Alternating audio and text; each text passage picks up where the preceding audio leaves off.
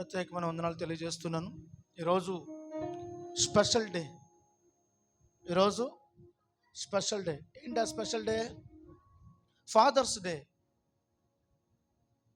Fathers day కనుక నిశ్చయముగా మీ యొక్క తండ్రులందరినీ నా దేవుడు మనసారా నిండు హృదయముతో మిమ్మలను ఆశీర్వదించి కాపాడి క్షేమమునకు లేవనెత్తునుగాక. హల్లెలూయా. కనుక ఈరోజు మనం ఈ ఫాదర్స్ డే సందర్భంగా ఒక శ్రేష్టమైన వాక్యాన్ని మనం వినబోతున్నాం. చూడండి, పరిశుద్ధ గ్రంథంలో నుంచి యెహోషువ గ్రంథం 24వ అధ్యాయము 15వ వచనం చదువుకుందాం. యెహోషువ గ్రంథం 24వ అధ్యాయము 15వ వచనం చదువుకుందాం. యెహోవాను సేవించుట మీ దృష్టికి కీడని తోచిన ఎడల మీరు ఎవరిని సేవించెదరో నది అద్దరిన మీ పితరులు సేవించిన దేవతలను సేవించెదరో అమోరీయుల దేశమును మీరు నివసించుచున్నారే, వారి దేవతలను సేవించెదరో నేడు మీరు కోరుకొనుడి. మీరెవరిని సేవింప కోరినను నేనును నా ఇంటి వారును యెహోవాను మాత్రమే సేవించుదామని చెప్పాను. దేవునికి స్తోత్రం. చదువుకున్నటువంటి లేఖన భాగంలో మనందరికీ బాగా తెలిసిన వ్యక్తి సుపచరిత్రుడు యెహోషువ. ఈ యెహోషువ తన జీవితంలో ఒక శ్రేష్టమైన తీర్మానం తీసుకున్నాడు. ఇదిగో, మీరు ఎవరిని సేవిస్తారో సేవించండి, నేను నా ఇంటి వారు యెహోవాను మాత్రమే సేవించుదామని ఒక మంచి తీర్మానం తీసుకున్న తండ్రి. ఏదైనా మన జీవితాలలో తండ్రి తీసుకునే నిర్ణయాన్ని బట్టి కుటుంబం అంతా కూడా నడిపించబడుతుంది. తండ్రి తీసుకున్న నిర్ణయాన్ని బట్టి కుటుంబం అంతా కూడా క్షేమంగా ఉంటుంది. తండ్రి తీసుకున్న నిర్ణయాన్ని బట్టి తన కుటుంబంలో జయాపజయాలు ఉంటాయి. కనుక ఒక మంచి తండ్రి ఈ యొక్క యెహోషువ తను తీసుకున్న తీర్మానం ఒక శ్రేష్టమైన తీర్మానం తీసుకున్నాడు. ఏంటి ఆ తీర్మానం, ఆ నిర్ణయం అంటే, నేను నా ఇంటి వారు యెహోవాను మాత్రమే సేవించెదము. Praise the lord. హల్లెలూయా, హల్లెలూయా. కనుక మనం ఈ లోకంలో అనేక మంది తండ్రులను చూస్తున్నాము. మంచి తండ్రి కేవలం కుటుంబాన్ని పోషించేవాడు మాత్రమే కాదు, కానీ దేవుని మార్గం నడిపించేవాడు. ఒక మంచి తండ్రి తన కుటుంబాన్ని పోషించడం మాత్రమే కలిగి ఉండడు, కానీ అన్నిటికంటే ముఖ్యంగా దేవుని మార్గం నడిపించే తండ్రిగా ఉండాలి. Praise the lord. హల్లెలూయా. మనం దేవుని వాక్యంలో చూస్తూ ఉన్నాము. చాలా విషయాలు మనం ఈ పూట ధ్యానించబోతున్నాం. ఫాదర్ అనగానే అందులో చాలా అర్థాలు ఉన్నాయి.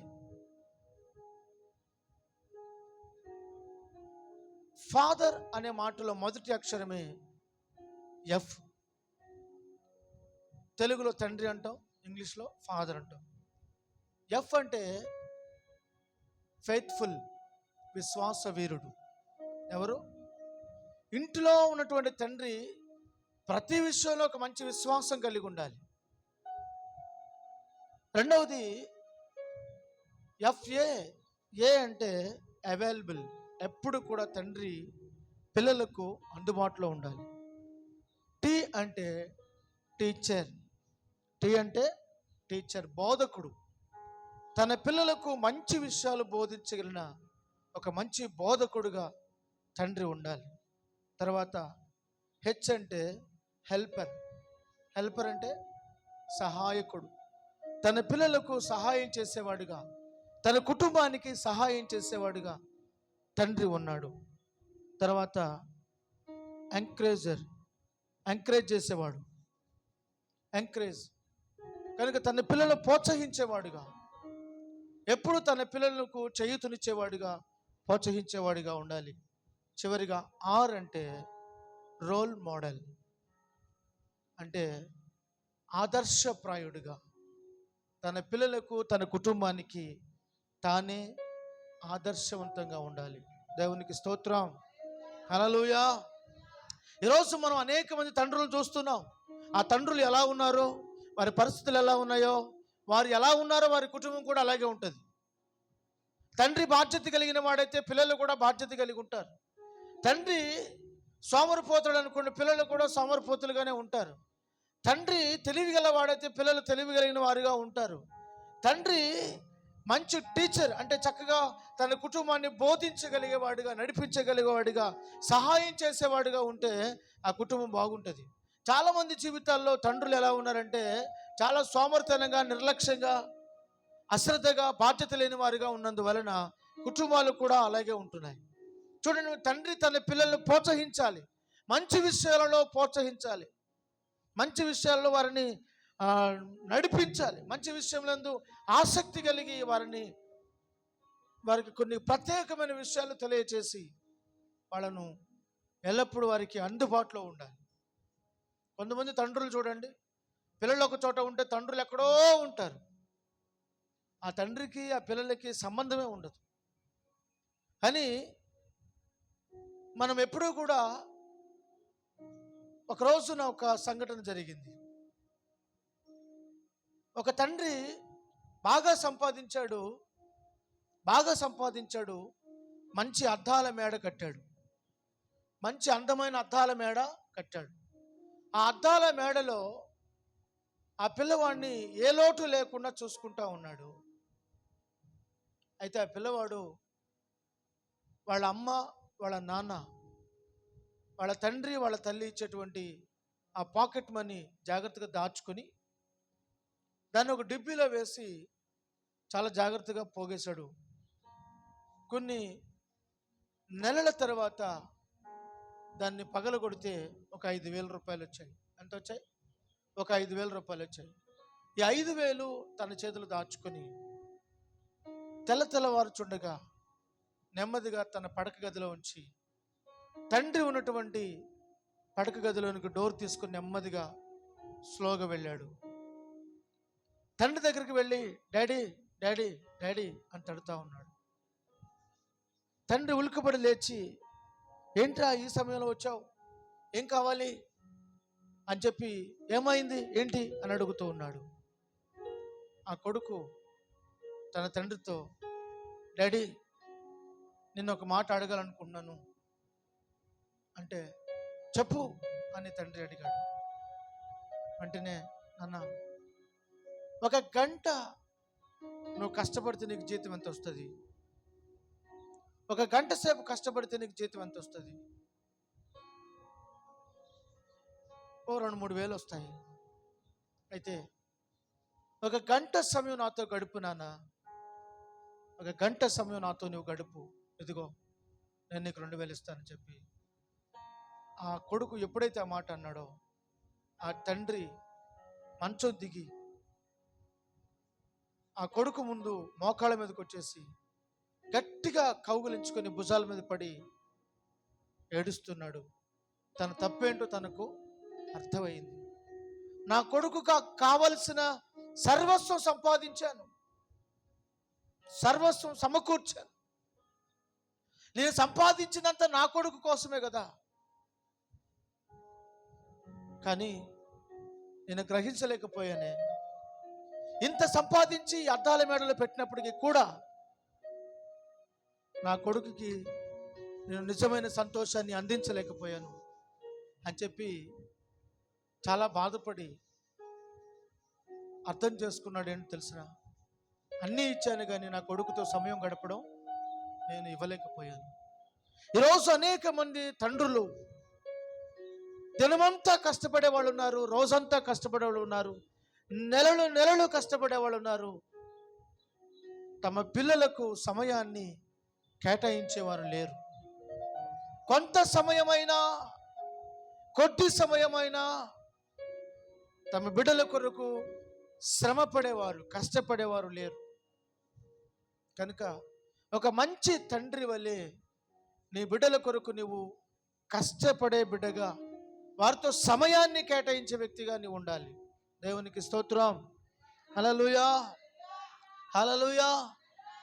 తండ్రి ప్రేమకు తల్లి ప్రేమకు చాలా వ్యత్యాసం ఉంది. తల్లి ఎప్పుడు కూడా తన బిడ్డలను చంకనెత్తుకుంటుంది. తల్లి ఎప్పుడు తన బిడ్డలను చంకనెత్తుకుంటుంది. చంకనెత్తుకుని వారికి లోకాన్ని చూపిస్తుంది. ఇదిగో నా చంకలో ఉన్నావు, ఇదిగో లోకాన్ని చూడు అని చెప్పి తన ఎత్తుకున్న అంతవరకు మాత్రమే తన చూపును చూపిస్తుంది, లోకాన్ని చూపిస్తుంది. కానీ తండ్రి అలా కాదు. తండ్రి తన కుమారుని భుజముల పైకి ఎత్తుకుంటాడు. ఎక్కడ ఎత్తుకుంటాడు? భుజముల పైకి ఎత్తుకుంటాడు. భుజముల పైకి ఎత్తుకున్నప్పుడు తండ్రి కంటే ఎత్తుగా చూస్తాడు. అంటే అర్థం ఏంటి తెలుసునా? ఇదిగో నీ తల్లి ఇక్కడ వరకే ఎత్తుకొని ఇంతవరకే నేను చూపించింది లోకానికి. నీవైతే నా భుజముల పైకి ఎక్కి నేను చూడలేని వాటిని నువ్వు చూడు, నాకంటే ఎత్తైన వాటిని నువ్వు చూడు, నాకంటే ఉన్నతమైన వాటిని నువ్వు చూడు అని చెప్పి తండ్రి అభిలాష. దేవునికి స్తోత్రం. హల్లెలూయా, హల్లెలూయా. తండ్రి అంటే బాధ్యత కలిగిన వాడు. తండ్రి అంటే భారం భరించేవాడు. తండ్రి అంటే తన పిల్లలను మంచి దారిలో నడిపించేవాడు. దేవునికి స్తోత్రం. హల్లెలూయా. చాలా జాగ్రత్తగా మీరు ఆలకించినట్లయితే మీరు తల్లులను గమనించండి. తల్లులు ఏం చేస్తారు? ఏదైనా తక్కువైతే, బాధ కలిగితే సణుగుతూ ఉంటారు, గొణుగుతూ ఉంటారు, తిట్టుకుంటూ ఉంటారు. అవసరమైతే ఏడుస్తారు, అవసరమైతే ఏడుస్తారు. కానీ తండ్రులు అలా కాదు. తండ్రులు ఏదైనా లేకపోతే ఏడవరు. ఏదైనా తక్కువైనప్పుడు వాళ్ళు ఏడవరు.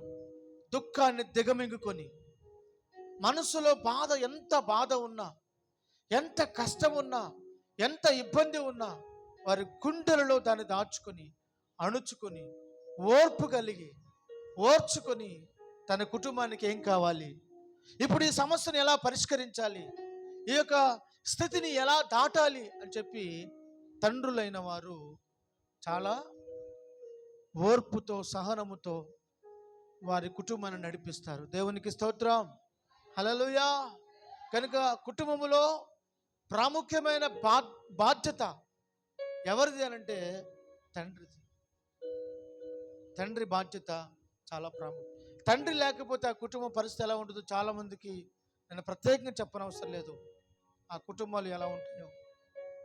కానీ తండ్రి కలిగినటువంటి ఒక మంచి తండ్రి, బాధ్యత కలిగిన తండ్రి తన పిల్లలను గద్దిస్తాడు, తన పిల్లలను అరుస్తాడు, తన పిల్లలను పోషిస్తాడు, తన పిల్లలకు కావలసినవన్నీ సమకూరుస్తాడు. దేవునికి స్తోత్రం. హల్లెలూయా. ఎల్లప్పుడూ కూడా తండ్రి, ఒక మంచి తండ్రి తన బిడ్డలకు అందుబాటులో ఉంటాడు. అంత మాత్రమే కాకుండా ఈరోజు చాలామంది జీవితాల్లో ఆదర్శప్రాయంగా, అనగా ఒక రోల్ మోడల్గా లేరు తండ్రులు. కానీ ఒక మంచి దైవభక్తి కలిగినటువంటి తండ్రి తన బిడ్డలకు ఒక రోల్ మోడల్గా ఉంటాడు. ఈరోజు అనేక మంది పిల్లలు ఎవరెవరినో రోల్ మోడల్గా తీసుకుంటున్నారు, ఎవరెవరినో ఆదర్శప్రాయంగా తీసుకుంటున్నారు. కానీ ఒక మంచి తల్లి తండ్రి కలిగినటువంటి పిల్లలు చక్కగా ఎదుగుతారు. వారిని, వారి తల్లిదండ్రులను ఆదర్శప్రాయంగా రోల్ మోడల్గా తీసుకుంటారు. వారి తండ్రి కష్టపడినట్లుగా కష్టపడే స్వభావం, వారి తండ్రి జీవించినట్లుగా జీవించే స్వభావం కలిగి ఉంటారు. కనుక మన బిడ్డలకు మనమే ఒక రోల్ మోడల్గా ఉండాలని దేవుడు తెలియచేస్తూ ఉన్నాడు. దేవునికి స్తోత్రం. తండ్రి కుటుంబాన్ని పోషించడం మాత్రమే కాదు, కానీ దేవుని మార్గములో నడిపించే తండ్రిగా ఉండడం మాత్రమే కాదు, కానీ తండ్రి ప్రేమ, త్యాగం. తండ్రి ప్రేమ కలిగి ఉంటాడు, త్యాగం కలిగి ఉంటాడు, బోధకుడుగా ఉంటాడు, ప్రార్థనాపరుడుగా ఉంటాడు, క్రమశిక్షణ కలిగిన వాడుగా ఉంటాడు. క్రమశిక్షణలో తన పిల్లలను పెంచేవాడుగా తండ్రి ఉండాలి. అంత మాత్రమే కాకుండా కొన్నిసార్లు కుటుంబానికి లేదా తన బిడ్డలకు సేవ చేసే సేవకుడుగా కూడా ఉంటాడు. తన పిల్లలకు సేవ చేయాలి. సేవ చేసే విధంగా ఇవన్నీ కూడా కుటుంబంలో ఉన్నప్పుడు ఆ కుటుంబము దేవుని వలన ఆశీర్వదించబడిన కుటుంబముగా ఉంటుంది. దేవునికి స్తోత్రం. హల్లెలూయా, హల్లెలూయా. కొన్నిసార్లు మనం ఎలా మారాలంటే, తండ్రులైన వారు పిల్లలకు అన్ని విధాలా సహకరించడం మాత్రమే కాదు, అవసరమైతే బట్టలు కూడా ఉతకాలి. ఏం చేయాలి? వంట చేయాలి, ఇల్లు ఊడవాలి. కొంతమంది అదేదో పెద్ద నామోషులాగా ఫీల్ అవుతారు తండ్రులైన వారు. కొన్ని సందర్భాలలో అప్పుడప్పుడు నువ్వు పిల్లలకు వంట చేసి పెట్టు, సంవత్సరాల తరబడి నీ భార్య వంట చేసి పెడతా ఉంది, నువ్వు తింటున్నావు, నీ పిల్లలు తింటున్నారు. కానీ ఒక్కసారి నువ్వు చేసావనుకో, వాళ్ళకి అది ఎప్పటికీ కూడా ఒక మంచి మెమరీగా మిగిలిపోద్ది. దేవునికి స్తోత్రం. హల్లెలూయా. కనుక మన జీవితాల్లో అన్ని విధాలుగా పిల్లలకు టీచ్ చేయడం మాత్రమే, చెప్పడం, బోధించడం మాత్రమే కాదు, కానీ దాన్ని కొన్నిసార్లు మనం చేసేవారుగా కూడా ఉండాలి. ఎలా ఉండాలి? చేసి చూపించేవారుగా ఉండాలి. ఎప్పుడైతే మనం చేసి చూపిస్తామో అది వాళ్ళ మైండ్లో ఎప్పటికీ కూడా స్థిరంగా ఉండిపోతుంది. దేవునికి స్తోత్రం. హల్లెలూయా. చూడండి, పరిశుద్ధ గ్రంథంలో నుంచి ఒక వాక్యాన్ని మీకు చూపిస్తాను. అపోస్తలుడైన పౌలు కొరింథీయులకు రాసినటువంటి మొదటి పత్రిక 11వ అధ్యాయం 1వ వచనం.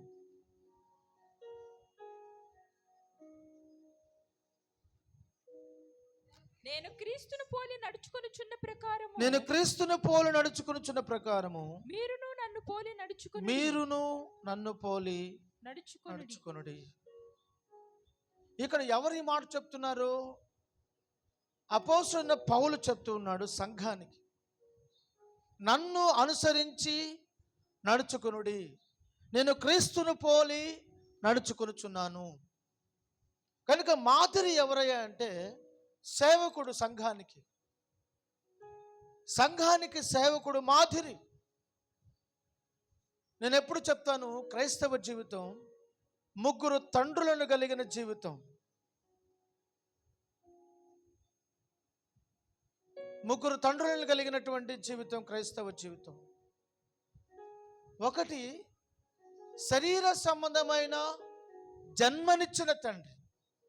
ఏ తండ్రి? జన్మనిచ్చిన తండ్రి.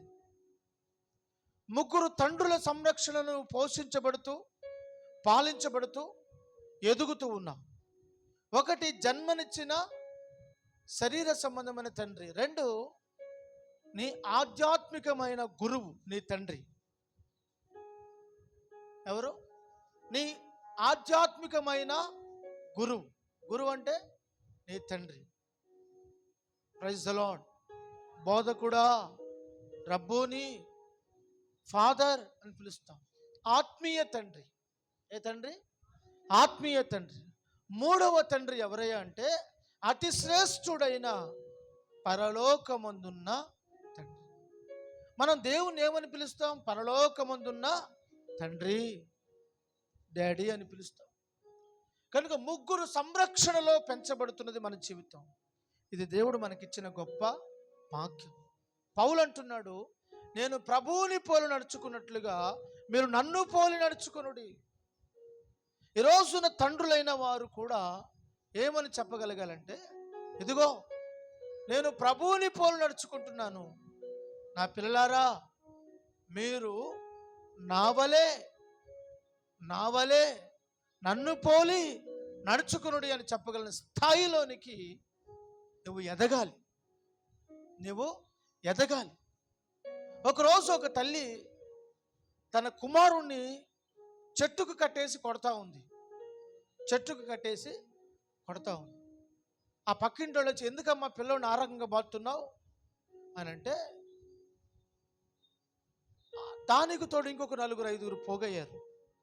పోగయ్యి వాళ్ళందరూ అడుగుతున్నారు, ఎందుకు నీ కొడుకుని కొడుతున్నావు అని అంటే, ఆ పక్కింటి ఆమె వచ్చింది, నేను చెప్తానండి, ఏమీ లేదు, వాడు సిగరెట్ తాగడం వాళ్ళమ్మ చూసింది. ఏం తాగుతున్నాడంట? సిగరెట్ తాగడం వాళ్ళ అమ్మ చూసింది, అందుకు కొడుతుంది. అర్థమైందా మీకు?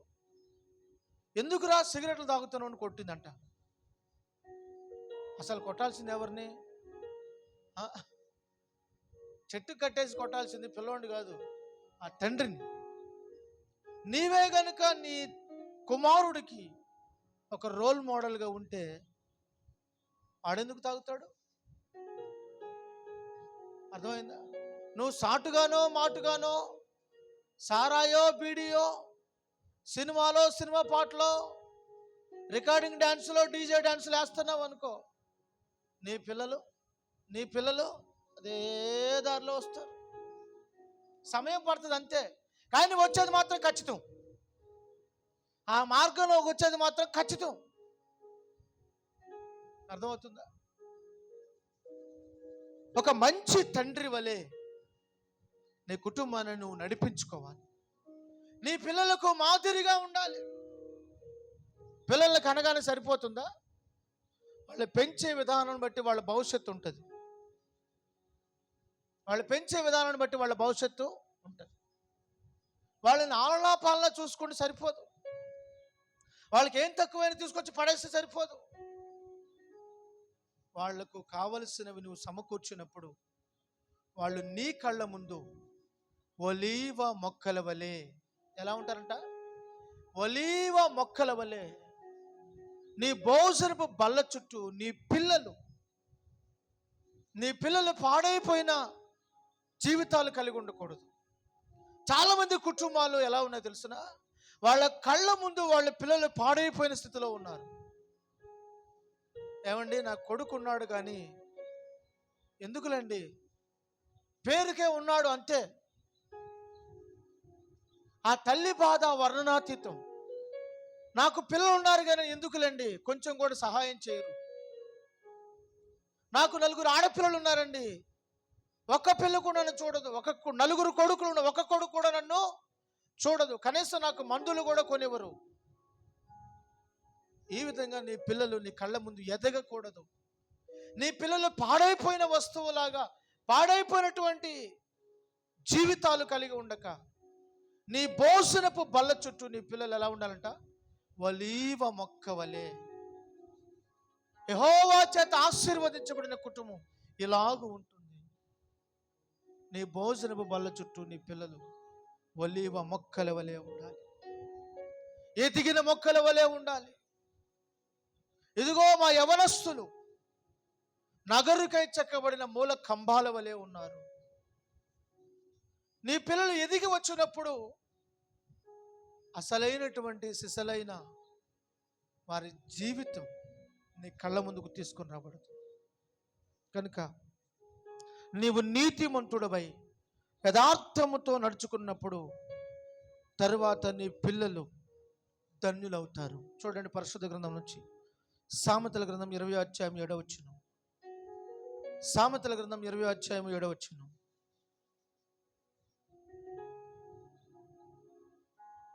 త్వరగా చదవాలి. యథార్థవంతుల నీతిమంతుల పిల్లలు వాని తదనంతరము వారు ధన్యులవుతారంట. దేవునికి స్తోత్రం, హల్లెలూయా. నీతిగా యథార్థముగా నడుచుకునే తండ్రుల పిల్లలు వారి తదనంతరం, ఆ నీతిమంతుని తదనంతరం వారి పిల్లలు చాలా గొప్పవారుగా ఉంటారంట, ధన్యులవుతారంట. దేవుని వాక్యం రాయబడింది, నీతిమంతుని సంతానం విడవబడుట కానీ భిక్షమెత్తుకున్నట్టు కానీ నేను చూడలేదు అంటాడు దావీదు. ఇదిగో నేను బాల్యం నుండి చూస్తున్నాను, ఇప్పుడు పెద్దవాడినయ్యాను, ముసలివాడినయ్యాను. నీతిమంతుని సంతానం విడవబడుట కానీ వారి సంతతి భిక్షమెత్తుకున్నట్టుగా నేను చూడలేదు అంటాడు. నీ నీతి నీ పిల్లలకు సంరక్షణ. నీ నీతి, నీ యథార్థత, నీ తరువాత నీ సంతతికి అది ఆశీర్వాదం. కనుక నేను ఈ పిల్లల ముందు బూతులు మాట్లాడుకుంటున్నావా? చాలామంది తండ్రులు పిల్లల ముందు విచ్చలవిడిగా కొట్టుకోవడం, విచ్చలవిడిగా తిట్టుకోవడం, విచ్చలవిడిగా మాట్లాడుకోవడం, హద్దు దాటి మాట్లాడకూడని మాటలన్నీ మాట్లాడటం. తద్వారా పిల్లలు ఎదిగొచ్చిన తర్వాత అవే నేర్చుకుంటారు. ఏం నేర్చుకుంటారు? అవే నేర్చుకుంటారు. నీ నీతి ఫలము అందించబడుతుంది. నీవు నీతిగా బ్రతికితే నీ పిల్లలు ఆ ఫలాన్ని కోస్తారు. వేప చెట్టు ఏ ఫలాలు ఇస్తుంది? వేపకాయలనే ఇస్తుంది. మామిడి చెట్టు మామిడి ఫలాలనే ఇస్తుంది. కనుక నీ నీతి, నీ ఫలము నీ పిల్లలకు మిగులుస్తుంది. నీవు నీతిమంతుడవై యథార్థవంతుడవైతే నీ పిల్లలు ఏమవుతారంట? నీ తరువాత వారి కాలమందు వారు ధన్యులై జీవిస్తారు. ప్రైజ్ ద లార్డ్, హల్లెలూయా. కనుక నీ పిల్లలకు నువ్వు అన్ని విషయాలలో సహాయం చేయడం మాత్రమే కాదు, వారు నడిపించడం మాత్రమే కాదు, వారి ఎదుట నీవు ఎలా ఉండాలంట? యథార్థంగా ఉండాలి. మరొక విషయాన్ని కూడా చూద్దాం దేవుని వాక్యం నుంచి. ద్వితీయోపదేశ కాండము 6వ అధ్యాయము 6-7 వచనాలు చదువుకుందాం. ద్వితీయోపదేశ కాండము 6వ అధ్యాయము 6-7 వచనాలు చదువుకుందాం. ఆజ్ఞాపించుచు, నేడు నేను నీకు ఆజ్ఞాపించుచున్న ఈ మాటలు నీ హృదయములో ఈ మాటలన్నీ నీ హృదయంలో ఉంచుకొని నీవు నీ కుమారులకు వాటిని అభ్యసింపచేసి అభ్యసింపచేసి నీ ఇంట కూర్చున్నప్పుడు త్రోవను నడుచున్నప్పుడు పడుకునేటప్పుడు లేచినప్పుడు వాటిని గూర్చి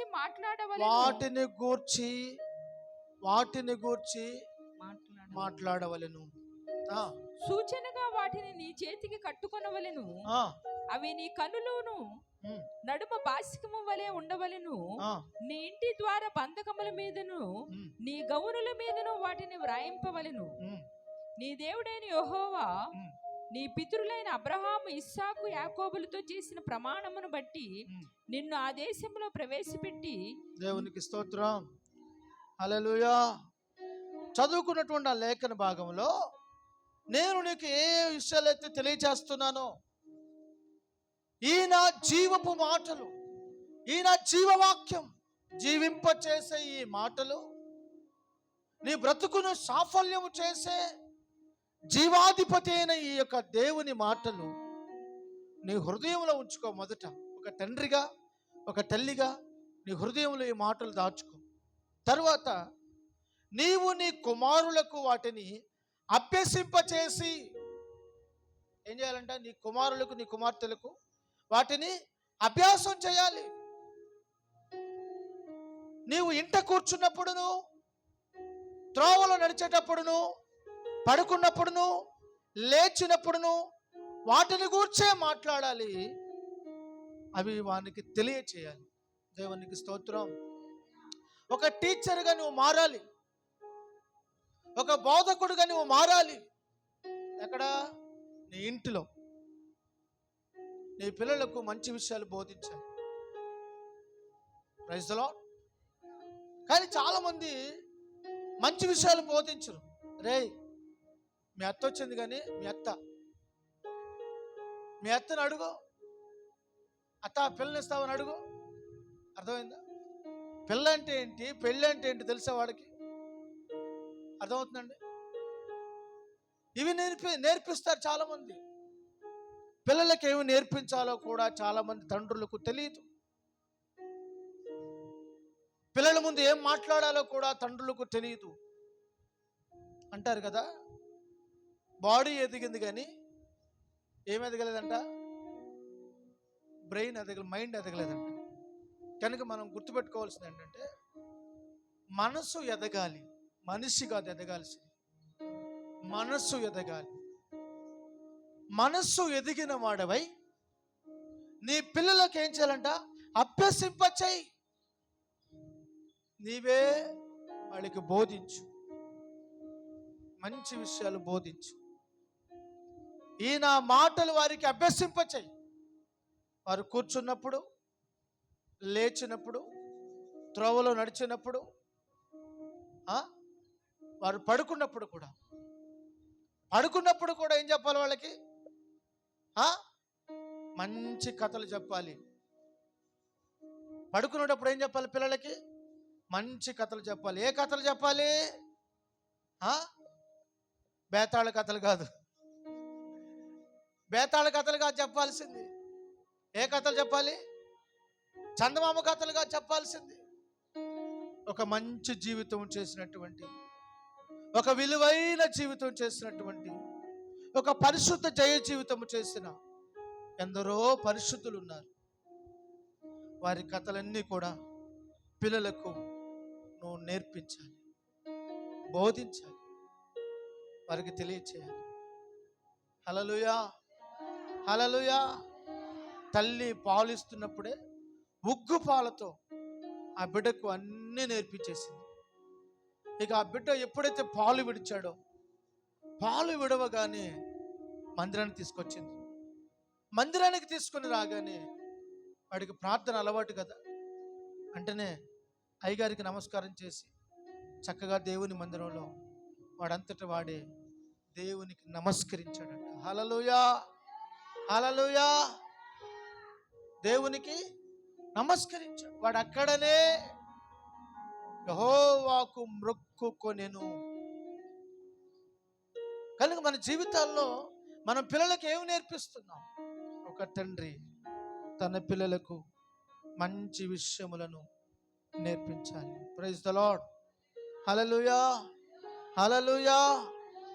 నిజమైనటువంటి తండ్రిలో ఉండే ప్రేమ కలిగిన తండ్రి జీవితం నుండి 10 ఆత్మీయ పాఠాలు ఉన్నాయి.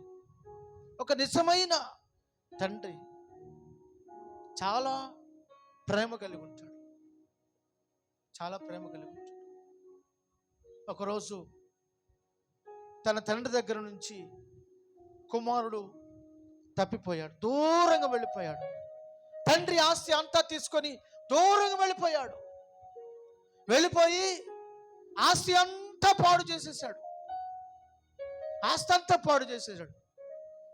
చివరికి తినడానికి తిండి లేదు, కరువు వచ్చేసింది. ఆ కరువులో పందులు మేపే ఒక పనిని మాట్లాడుకున్నాడు. చివరిగా ఆడికి దొరికిన పని అదే, పందులు మేపడం. పందులు మేపుతున్నప్పుడు ఆ పందులు పొట్టు తినన్న కడుపు నింపుకోవాలని ఆశపడ్డాడంట. చాలా స్పష్టంగా బైబిల్లో రాయబడింది. పందులు తినే పొట్టైనా తిని కడుపు నింపుకుందాం అనుకున్నాడంట. అయితే ఆ పందులు తను తినడానికి ఏమి మిగల్చకుండా ఆ పొట్టంతా కూడా పందులు తినేస్తాయి. అయ్యో, ఆకలితో అలమటించి బాధపడి తన మనస్సులో అనుకున్నాడు, నా తండ్రి ఇంట అనేక మంది భోజనం చేస్తున్నారు, నా తండ్రి ఇంట అనేక మందికి ఆహారం ఉంది, నేను ఇక్కడ ఆకలితో అలమటిస్తున్నాను, నా తండ్రి దగ్గర తిరిగి వెళ్తాను. కుమారుడుగా కాదు, పనివాడిగా వెళతాను అని బుద్ధి వచ్చిన వాడే చిన్న కుమారుడు తండ్రి ఇంటికి బయలుదేరాడు. తండ్రి ఇంటి దగ్గరికి వెళ్ళి, తండ్రి అని పిలువక, యజమానుడా ఇదిగో నాకు కూడా పని చూపించు, ఆకలితో అలమటిస్తున్నాను, నాకు ఆహారం పెట్టు చాలు అని అడుగుదామనుకొని ఆ కుమారుడు బుద్ధి వచ్చిన వాడు తీర్మానం చేసుకొని తిరిగి తండ్రి దగ్గరికి బయలుదేరాడు. తండ్రి ప్రేమ ఎంత గొప్పదంటే, చాలా దూర ప్రాంతం నుంచి తన కొడుకు రాకను గమనించాడు. తండ్రి కన్నులు కుమారుని కోసం వేచి ఉన్నాయి.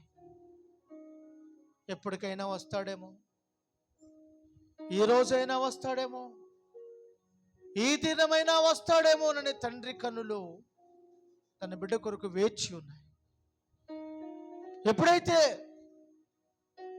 ఆ కుమారుడు కనిపించాడో ఎవరు ముందు పరిగెత్తారు తెలుసా? ఎవరు ముందు పరిగెత్తారు? తండ్రే ముందు పరిగెత్తాడు, కుమారుడు కాదు. పరుగు పరుగు పరుగు పరుగున వెళ్ళిపోయాడు. తన కుమారుని కౌగలించుకొని ముద్దు పెట్టుకున్నాడు. భుజముల మీద వాలి అతన్ని ముద్దు పెట్టుకొని అతన్ని కౌగలించుకుని, ఆ తండ్రి ప్రేమ చూడండి ఎంత గొప్పదో.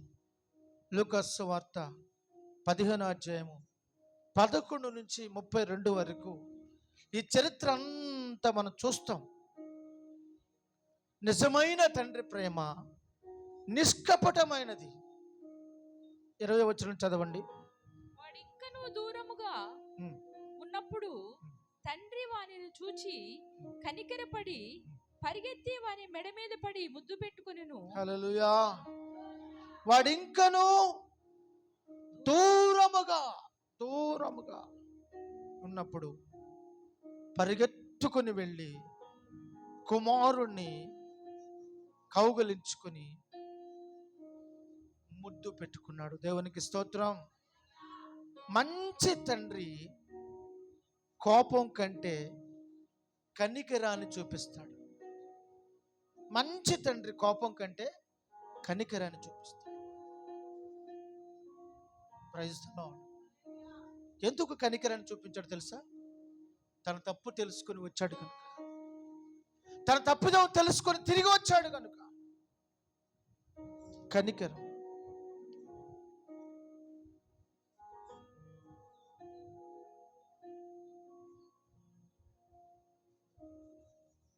కనుక తప్పు చేసినందుకు కర్ర తీసుకొని కొట్టాల్సింది తండ్రి, కానీ కొట్టకుండా దగ్గర తీసుకొని మాట్లాడే ఆ తండ్రి ప్రేమ ఎంత గొప్పదో. నిజంగా ఎంత గొప్ప కనికరం కలిగిన ఆ ప్రేమ. ఈరోజు మన యేసయ్య కూడా మనం చేసిన తప్పిదాలకు ప్రతిగా మనల్ని కొట్టకుండా, శిక్షించకుండా మన దగ్గర తీసుకొని మనతో మాట్లాడుతున్న తండ్రి ప్రేమ నీకు అర్థమైతే నువ్వు ఖచ్చితంగా ఆ తండ్రి ప్రేమకు దాసోహం అవుతావు. దేవునికి స్తోత్రం. కుమారుడు తిరుగుబాటు చేసి ఇంటికి వచ్చాడు. కుమారుడు తిరుగుబాటు చేసి ఇంటికి వచ్చాడు. విడిచిపోయాడు. తండ్రిని విడిచిపెట్టాడు, ఆస్తిని విడిచిపెట్టాడు, బంధువులను విడిచిపెట్టాడు. విడిచిపోయినప్పటికీ కూడా తండ్రికి తన కుమారుని మీద ప్రేమ తగ్గలేదు. ఇది తండ్రి ప్రేమ. నిజమైన తండ్రి ప్రేమ తగ్గిపోదు. మునుపు ఎలా ఉన్నదో అలాగే చేర్చుకున్నాడు. ఆ ప్రేమనే చూపించాడు. కనుక సూర్యుడు మేఘాల వెనుక దాగి ఉన్న వెలుగు మాత్రం ఆగిపోదు. అర్థమైందండి? సూర్యుడు మేఘాల వెనుక దాగి ఉండొచ్చు, దాగి ఉన్నంత మాత్రాన వెలుగు ఆగిపోదు. తండ్రి తన కుమారుడికి దూరంగా ఉండొచ్చు, కానీ తన తప్పిదం తెలుసుకొని తిరిగి వచ్చిన ఆ కుమారుడు ఆస్తి అంతా పాడు చేసేసిన, వేశ్యలతో సాంగత్యం చేసి ఆస్తి దుర్లభం పాడు చేసిన, చెడిపోయి పాడైపోయి వచ్చిన ఆ తండ్రి ప్రేమ హక్కును చేర్చుకుంది. దేవునికి స్తోత్రం. హల్లెలూయా. పిల్లలు తప్పు చేసినప్పుడు ద్వేషించకుండా వారిని ప్రేమతో సరిచేయాలి. ఏం చేయాలి? ప్రేమతో సరిచేయాలి. కొన్నిసార్లు బెత్తం వాడాలి, కొన్నిసార్లు వారికి చెప్పాలి, కొన్నిసార్లు వారిని ప్రేమతో దగ్గర తీసుకొని అర్థమయ్యే రీతిలో చెప్పాలి. దేవునికి స్తోత్రం. ఇది నిజమైన తండ్రి ప్రేమ. రెండవ తండ్రి ప్రేమ. మంచి తండ్రి తన పిల్లల కొరకు ఎదురు చూస్తూ ఉంటాడంట. మంచి తండ్రి తన పిల్లల కొరకు ఎదురు చూస్తూ ఉంటాడు. ఇక్కడ 15:20 చదవండి మరొకసారి.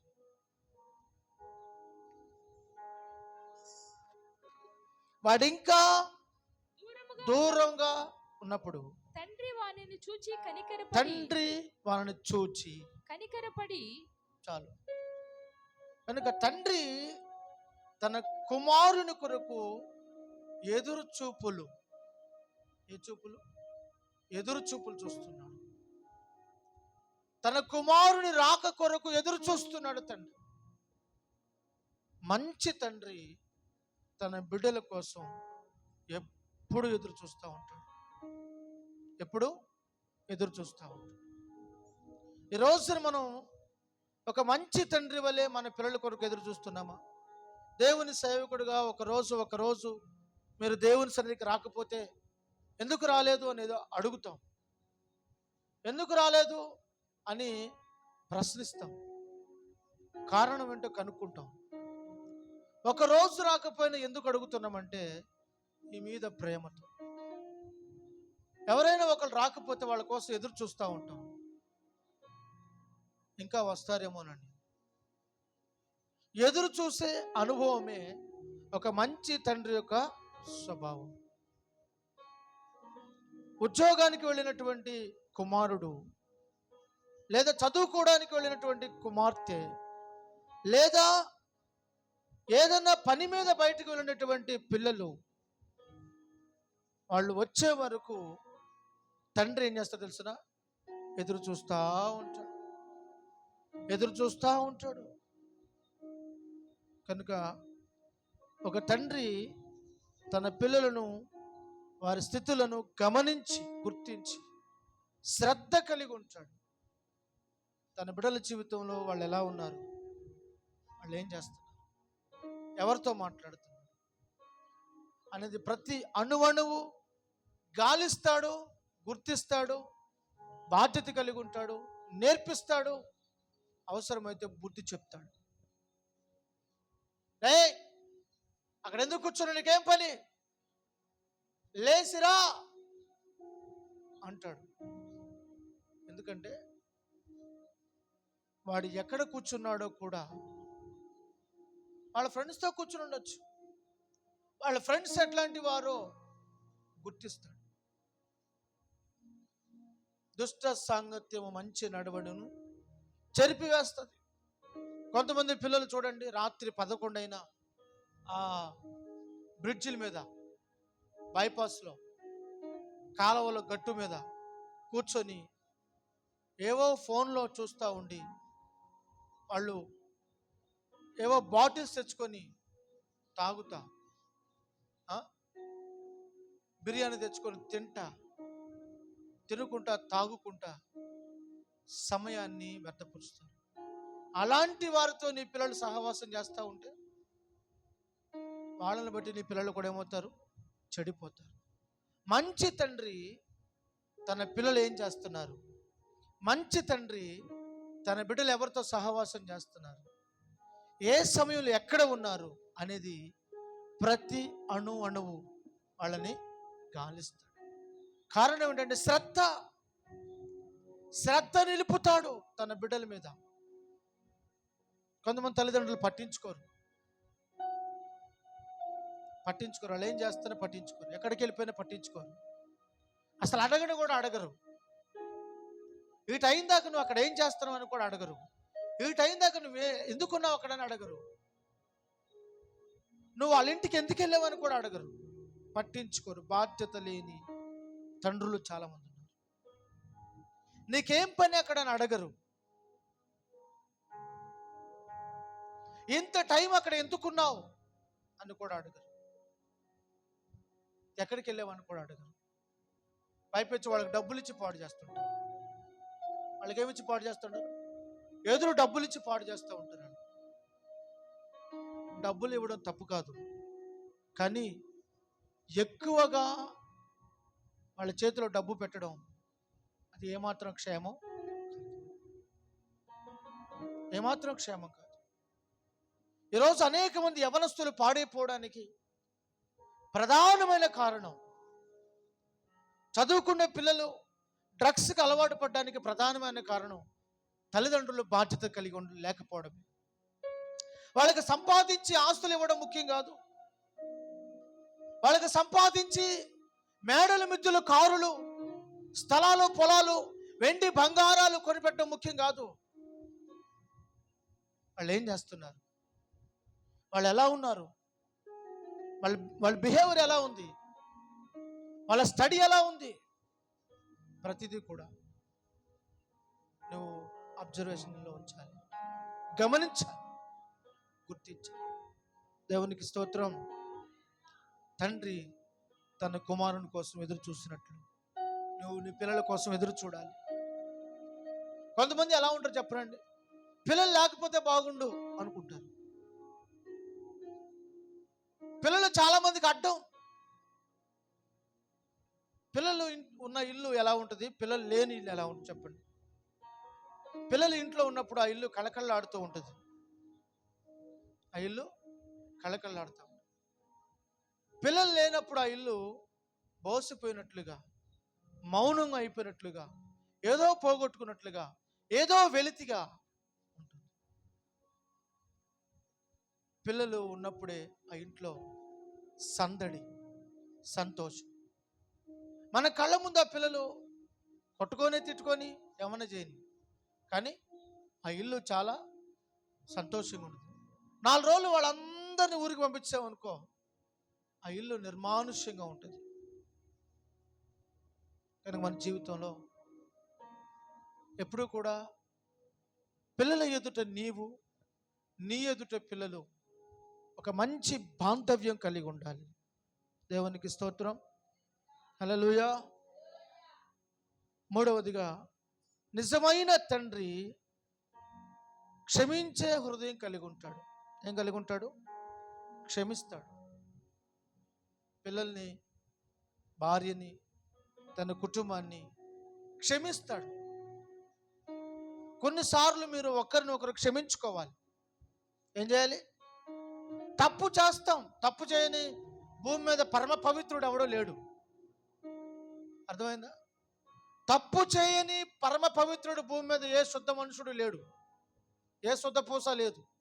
అర్థమవుతుందండి? ప్రతి ఒక్కళ్ళు పొరపాటు చేస్తారు, తప్పు చేస్తారు. కానీ ఒకరిని ఒకరు క్షమించుకోవాలి, ఒకరిని ఒకరు ప్రేమించుకోవాలి. క్షమాపణ అనేది నీ జీవితంలో అలవర్చుకోవాలి. కొన్నిసార్లు నీ తెలియకుండా నీ భార్య తప్పు చేస్తే క్షమించు, నీ భర్త తప్పు చేస్తే క్షమించు, నీ పిల్లలు తప్పు చేస్తే క్షమించు. పిల్లలారా, మీరు కూడా మీ తండ్రులు తప్పు చేసినప్పుడు ఏం చేయాలి? క్షమించాలి. క్షమించే గుణం అలవర్చుకోవాలి.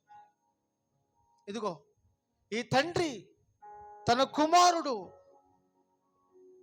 చేసిన పాపాలన్నీ గుర్తు చేసుకొనక, చేసిన దుర్మార్గమైన పనులన్నీ గుర్తు చేసుకొనక క్షమించాడు. ఏం చేశాడు? మనం చూస్తున్న ఈ వాక్య భాగంలో తండ్రి అతన్ని క్షమించాడు.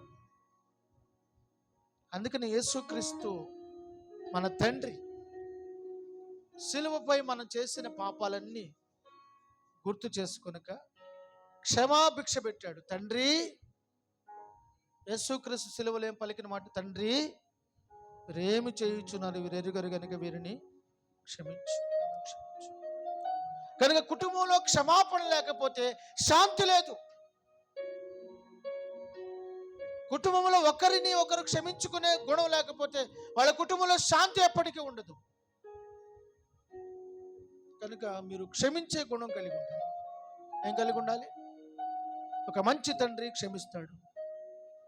4వదిగా, మంచి తండ్రి తన పిల్లలను, వారి గౌరవాన్ని, తండ్రి తన పిల్లలకు గౌరవాన్ని ఇస్తాడు, వారిని గౌరవిస్తాడు. అర్థమైందండి? తన పిల్లలకు మంచి గౌరవాన్ని ఇస్తాడు, వారిని గౌరవిస్తాడు, వారిని గౌరవంగా నిలబెడతాడు. హల్లెలూయా, హల్లెలూయా. ఈ వాక్య భాగాలు మనం చూసినట్లయితే 22వ వచనములో చూడండి, అతనికి వస్త్రము తొడిగించాడు, ఉత్తమమైన వస్త్రాన్ని తొడిగించాడు, మంచి వస్త్రాన్ని తొడిగించాడు. వస్త్రం తొడిగించడం అంటే అర్థం ఏంటి? అతని గౌరవాన్ని పెంచాడు. ఎందుకు మంచి వస్త్రాన్ని తొడిగించాడంటే, అప్పుడు పందుల దగ్గర మేపుతున్నాడు కదండి, ఆ బురద, ఆ మురికి వర్షంలో వస్తుంటే, వర్షం పడుతుంది, వర్షంలో వస్తుంటేనే ఆ వర్షం వల్ల ప్యాంట్ అంతా తడిసిపోయి, ఈ ప్యాంటు ఈ సైడ్ ఈ పక్క మొత్తం కూడా బురద బురద అయింది. అక్కడికి వచ్చా కడుక్కున్నా. చెప్పులు చూస్తే చెప్పులు బురద. ఎందుకంటే దేవుని వాక్యంలో రాయబడింది, ఈ కొడుకు తన కుమారుడు మలిన వస్త్రాలు, మురికి వస్త్రాలు, పాడైపోయిన వస్త్రాలు, కంపు కొడుతున్న వస్త్రాలు, పందులు మేపే వస్త్రాలు కదండి, కంపు కొడుతున్న వస్త్రాలు, ప్రశస్త వస్త్రము అని రాయబడింది. ఏమని రాయబడింది? ప్రశస్త వస్త్రమును త్వరగా తెప్పించి అతనికి తొడిగించాడట. దేవునికి స్తోత్రం. ఇప్పుడు తన కుమారుని గౌరవాన్ని పెంచాడు తండ్రి. ఈనాడు అనేక మంది తండ్రులు, తల్లులు వాళ్ళ పిల్లల గౌరవాన్ని వాళ్ళే తీసేస్తారు. మన పిల్లల లోపాలు ఉంటాయి. చేతికున్న 5 ఏళ్ళు సమానంగా ఉన్నాయండి? ఉన్నాయా? మన చేతి వేళ్ళేగా సమానంగా లేవు. ఒకటి ఎక్కువ, ఒకటి తక్కువ ఉంటుంది. మన కడుపుని పుట్టిన పిల్లలందరూ కూడా సమానంగా ఉండరు. ఒకళ్ళలో బలహీనతలు ఉంటాయి, ఒకళ్ళలో ఆవేశాలు ఉంటాయి, ఒకళ్ళలో ఒక్కొక్క లోపం ఉంటుంది. తండ్రి, తల్లి, ఒక మంచి తండ్రి తన కుమారుల లోపాలు దాచిపెట్టి వారిని గౌరవంగా లోకానికి చూపిస్తారు. హల్లెలూయా, హల్లెలూయా. అప్పుడప్పుడు మా దగ్గర కూడా కొంతమంది తండ్రులు, తల్లులు వాళ్ళ పిల్లలు ఏమీ రాకపోయినా అన్నీ వచ్చినలాగా చెప్తారు. అది మంచిదే. కానీ బయట ప్రపంచంలో నువ్వు వెళ్ళినప్పుడు వాళ్ళని గౌరవంగా నువ్వే గౌరవించాలి. మా దగ్గర కాదు, మేము మీకు తండ్రులం. తండ్రి దగ్గర యథార్థత ఉండాలి. ఇదే బయటికి వెళ్ళినప్పుడు వారి గౌరవాన్ని నువ్వు నిలపాలి. నీ పిల్లల మీద నువ్వు మాట పడనివ్వకూడదు బయట. దేవునికి స్తోత్రం. బయటికి వెళ్ళినప్పుడు నీ పిల్లల్ని ఏమి తక్కువ కాకుండా వాళ్ళని గౌరవంగా నువ్వు నిలబెట్టాలి. ఈ తండ్రి తన కుమారునికి ప్రశస్త వస్త్రంలో తొడిగించాడట. మన పిల్లలు బయటికి వెళ్ళినప్పుడు చాలా మంది పిల్లలు ఎలా ఉంటుందో తెలిసిన, తండ్రులు పట్టించుకోరు, తల్లులు పట్టించుకోరు. మంచి డ్రెస్ వాళ్ళకు ఉండదు. అయినా కొంతమందికి ఏ డ్రెస్ ఎక్కడ వేసుకోవాలో కూడా తెలియదు. అర్థమవుతుందా? ఇంట్లో ఉన్నప్పుడేమో మంచిగా ఉన్నాయి, కొత్త గుడ్లు వేసుకొని, కొత్త బట్టలు వేసుకొని ఇంట్లో ఉంటారు. బయటికి వెళ్ళినప్పుడేమో చిరిగిపోయి, మాసిపోయి, నలిగిపోయి, ముడతలు పడిపోయి, మోట్లో ఉంచి లాగినటువంటి వేసుకుంటే అర్థమైంది. కలర్ వెలిసిపోయి, కాలర్ దగ్గర చిరిగిపోయి, రకరకాలుగా కుట్లు ఊడిపోయి అవి వేసుకొని తిరుగుతారు బయటకు వచ్చినప్పుడు. ఒక బజార్కి వెళ్ళినా, షాపింగ్కి వెళ్ళినా, లేదా స్కూల్కి వెళ్ళినా, కాలేజీకి వెళ్ళినా, బయటికి వెళ్ళేటప్పుడు నీ పిల్లలకు మంచి వస్త్రాలు వేయాలి. ఎందుకో తెలుసా? నీ పిల్లల గౌరవం వారి దగ్గర తగ్గకూడదు. లోకం ఎదుట నీ పిల్లల గౌరవం తగ్గకూడదు. దేవునికి స్తోత్రం. ఇంట్లో ఉన్నప్పుడు మాత్రం వాళ్ళు ఎలా ఉన్నా పర్వాలేదు, కానీ బయటికి వెళ్ళినప్పుడు ఒంటి నిండా వస్త్రాన్ని కప్పాలి. ఈరోజు మనం చూస్తున్నాం, సమాజంలో చూస్తున్నాం. ఇప్పుడు ఎంతవరకు వచ్చేసింది ఫ్యాషన్ అంటే, ఇంట్లో వేసుకోవాల్సిన వస్త్రాలు బయట వేసుకొని తిరిగే సమాజంలో మనం ఇప్పుడు వచ్చేసాం. అర్థమవుతుందండి? అంటే గౌరవంగా ఉండవలసినటువంటి స్థలాలలో కూడా గౌరవాన్ని లేకుండా తలదించే, తండ్రులకు పిల్లలు తలదించే వస్త్రాలు వేసుకుంటున్నారు. ఆ తండ్రులు కూడా పిల్లల ఎదుట తలదించే వస్త్రాలు వేసుకుంటున్నారు. కనుక మనమే పిల్లలకు రోల్ మోడల్గా ఉండాలి. వస్త్రాల విషయంలో కూడా. దేవునికి స్తోత్రం. హల్లెలూయా, హల్లెలూయా. కనుక ఎప్పుడైనా మీ పిల్లలు పరీక్షల్లో విఫలమైపోయారనుకోండి, ఫెయిల్ అయ్యారనుకోండి, వాళ్ళని ప్రోత్సహించాలి తల్లిదండ్రులైన వాళ్ళు. పర్వాలేదులే, ఎంతోమంది తప్పుతారులే నాన్న, వాడు సరిగ్గా దిద్దలేదేమోలే, ఆ పేపర్ దిద్దేవాడు కళ్ళు సరిగ్గా పనిచేయలేదులే అని చెప్పి మనం వాళ్ళని ప్రోత్సహించి ఇంకోసారి రాసుకోవచ్చులే అని చెప్పి వాళ్ళని కొన్నిసార్లు మనం వాళ్ళని ధైర్యపరచాలి. ఎందుకు ఫెయిల్ అయ్యావు? నేను ఎంత కష్టపడి చదివించింది ఎందుకు? ఫెయిల్ అయ్యే దానికోసమా? ఎందుకు వచ్చావు ఇంటికి? నువ్వో గోయో చూసుకొని సావరాదా అని అనకూడదు. అర్థమైందండి? ఇలా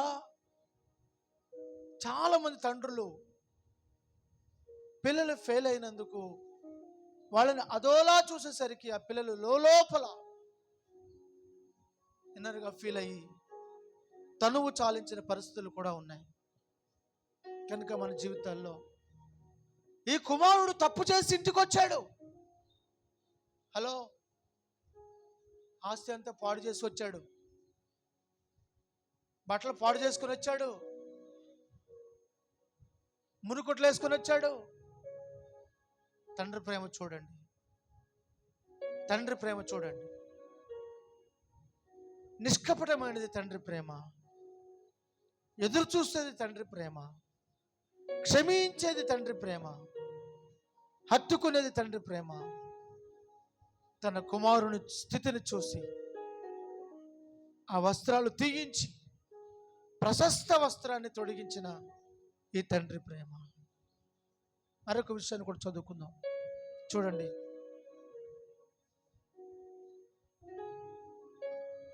22వ వచనం, 15వ అధ్యాయం 12వ వచనం, 12, 15,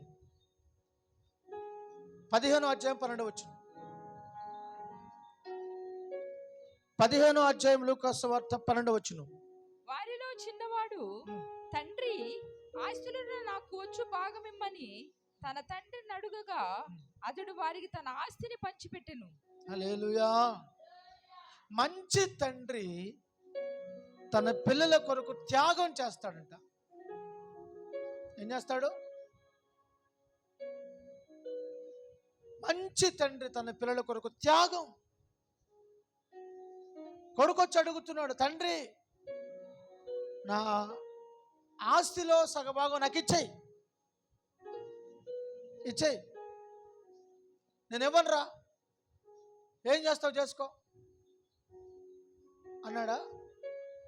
నేను సత్యదాకి ఉన్నా, నా తదనంతరం అన్నాడా? అన్నా. కొంతమంది తల్లిదండ్రులు ఏమంటారంటే నా తదనంతరం, నా తదనంతరం, నా తర్వాతే, నా తర్వాతే అంటారు. ఎప్పుడైతే నా తర్వాతే అంటారో వీళ్ళు ఏం చేస్తారు తెలుసునా? వీడు ఎప్పుడు త్వరగా సత్తాడని ఎదురు చూస్తారు. లేరా? లేకపోతే భార్యాభర్తలు ఇరువురు కుమ్మక్కై మాట్లాడుకొని త్వరగా చేస్తే త్వరగా మనకు వస్తుంది కానీ చెప్పేసే వాళ్ళు ఉన్నారు. త్వరగా చేస్తే త్వరగా వచ్చేది కదా, ఆస్తి అనుభవించవచ్చు కదా చంపేసే వాళ్ళు ఉన్నారు. అటువంటి సమాజంలో మనం ఉన్నాం. కనుక ఈ తండ్రి ఎప్పుడైతే కొడుకు ఆస్తి అడిగాడో ఏం చేశాడు? పంచి ఇచ్చేశాడు, పంచి ఇచ్చేశాడు. త్యాగం, తండ్రి త్యాగం. ప్రైజ్ ది లార్డ్, హల్లెలూయా. కుమారుడు అడిగిన ఆస్తిని ఇచ్చేశాడు ఈ తండ్రి. తన పిల్లలు, మీ పిల్లలు చదువు కోసం కష్టపడే తండ్రులు మనం చూస్తున్నాం. ఒక మంచి తండ్రి త్యాగాన్ని చూడండి. పిల్లలను చదివించడం కోసం ఎంత కష్టపడతాడో. ఎండనక, వాననక, రేయి అనక, పగలనక, మంచు అనక, వర్షం అనక, రాత్రనక, పగలనక, సుదూర ప్రాంతం, దగ్గర ప్రాంతం అనక, రాత్రి పగళ్ళు తండ్రి తన పిల్లల కొరకు ఏం చేస్తాడు? కష్టపడతాడు. వాళ్ళ మంచి భవిష్యత్తు అందించాలని, వాళ్ళని ఉన్నతమైన విద్యను అభ్యసింప చేయాలని మంచి తండ్రి తన బిడ్డలను చదివిస్తాడు. మంచి తండ్రి తన బిడ్డల భవిష్యత్తును కోరుకుంటాడు. దేవునికి స్తోత్రం. హల్లెలూయా, హల్లెలూయా. కనుక ఎప్పుడూ కూడా తండ్రి ప్రేమలో మనం గమనించినట్లయితే మాటలతో కాదు, త్యాగంతో చూపిస్తాడు. ఒక మంచి తండ్రి తన ప్రేమను మాటలతో కాదు, త్యాగం ద్వారా వ్యక్తపరుస్తాడు. దేని ద్వారా వ్యక్తపరుస్తాడు? త్యాగం. చాలామంది తండ్రులు చూడండి, పిల్లలకు మంచి బట్టలు ఉంటాయి, కానీ తండ్రికి మాత్రం మంచి వస్త్రాలు ఉండవు. త్యాగం. ఒక 2 కేజీలు చికెన్ తీసుకొస్తారా? పిల్లలు కడుపు నింపిన తర్వాత వాళ్ళు కొంచెం తిని, ఒక పూట తిని చాలే, ఇంకా సాయంత్రం మిగిలిందనుకో, మిగిలిందా పిల్లలకు పెట్టు అని చెప్పి పిల్లలకు పెడతారు. మంచి తండ్రి. కానీ కొంతమంది ఏం చేస్తారు తెలిసిన, పిల్లలకు పెట్టకుండా దాచేసుకుని తినేసారు తండ్రులు కూడా ఉన్నారు, తల్లులు కూడా ఉన్నారు. త్యాగం లేని తండ్రులు, తల్లులు. కనుక ఏదైనా మొదట పిల్లల కడుపు నింపాలి. ఇది త్యాగం. అదిగో మీ పైన ఉన్న చూడండి పక్షులు. ఆ పక్షులు ఎక్కడెక్కడి నుంచో పురుగులు తీసుకొచ్చి కడుపు నింపుతా ఉంటాయి. గూడు పెట్టింది, మేము కిటికీలు వేసేస్తామా, ఈ కిటికీలు ఎప్పుడు తెరుస్తామా అని చూస్తాయి. తెల్లవారుజాము 4 గంటలకు తెరవగానే బయట ఉంటాయి తీగల మీద పురుగులు పట్టుకొని. 4 గంటలకే పురుగులు తీసుకొచ్చేసి ఆ పిల్లలకి కిటికీలు తీయగానే కిటికీలోంచి వచ్చేసి పిల్లలకి మేత పెడతా ఉంటాయి. తండ్రి ఒక పక్కన, మీరు గమనించండి కావాలంటే, తండ్రి పక్ష ఒక పక్కన, తల్లి పక్ష పక్కన పురుగులు తీసుకొచ్చే పనిలోనే ఉంటాయి, వాటికి పెట్టే పనిలోనే ఉంటాయి, వాటిని నింపే పనిలోనే ఉంటాయి. కొంతమంది ఎలా ఉంటుంది తెలిసిన, కుండలోనే ఉండాలి, బిడ్డలు మాత్రం ఎలా ఉండాలి? దుడ్డుగా ఉండాలి. కుండలోనే ఉండాలి, బిడ్డలు మాత్రం. అది కుదురుతుందా? కుదరదు.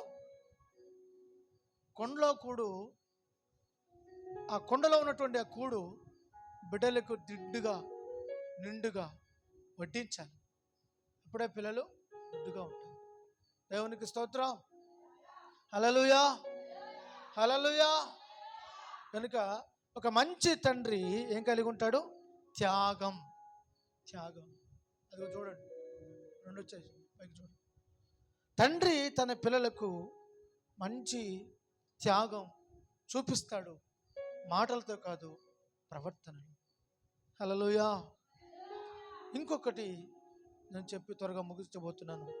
మంచి తండ్రి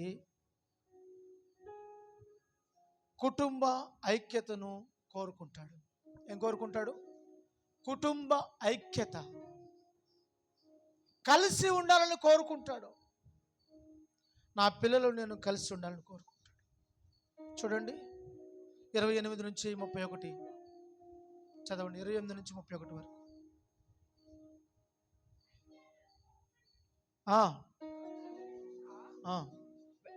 వెళ్ళక నొల్లకపోయిన గనుక అతని తండ్రి వెలుపలికి వచ్చి, అతని తండ్రి కోపపడి, పెద్ద కుమారుడు కోపపడి ఇంట్లోకి వెళ్ళట్లేదంట.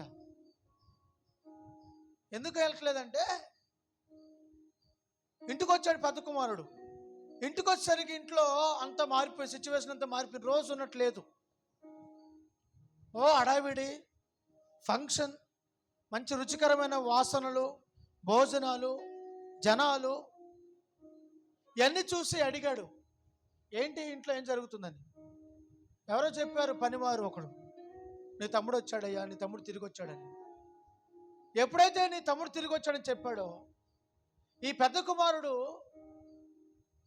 ఇక ఇంట్లోకి రావడం మానేశాడు. అర్థమైందా మీకు? చిన్న కొడుకేమో ఇంట్లోంచి బయటకు వెళ్ళిపోయి తప్పిపోయి తిరిగి ఇంట్లోకి వచ్చాడు. పెద్ద కొడుకేమో ఇంట్లో ఉండే బయటకు వెళ్ళిపోవడానికి ఇష్టపడుతున్నాడు. కొంతమంది ఇలాగే ఉంటారు పిల్లలు, మొండి పిల్లలు. ఏ పిల్లలు వీళ్ళు? మొండి పిల్లలు. వాళ్ళ శరీరం అంతా మొండితనం, పట్టిన పట్టు, వేడని విక్రమార్కులు. అర్థమైందండి? పట్టుకున్న దాన్ని వదిలిపెట్టరు. ఇటువంటి మొండి పిల్లలు ఉంటారు. ఈ ఇంట్లో కూడా ఒక మొండోడు ఉన్నాడు, వాడు పెద్ద కొడుకు. ఈ పెద్ద కొడుకు ఇంట్లోకి వెళ్ళట్లేదంట. ఇంట్లోకి వెళ్ళకపోతే తండ్రే బయటకు వచ్చాడు. ఏంట్రా బయటే ఉండిపోయావు, లోపల రా అంటే రాను అని చాలా బాధతో కోపంతో కసురుకుంటూ మాట్లాడుతున్నాడు. ఏం మాట్లాడుతున్నాడో మీరు చదవండి. అతని తండ్రి వెలుపలికి వచ్చి లోపలికి రమ్మని బతిమాలుకొనెను. ఏం చేశాడంట? బతిమలాడుకున్నాడు. నాన్న, నా బాబు కదదా, నా కొండ కదదా, అలా అనకు నాన్న, అలా అనకూడదు, నువ్వు పెద్దోడివి, ఇంటికి పెద్దోడివి, రానా దా అని చెప్పి బతిమలాడుకున్నాడంట. బ్రతిమలాడుకుని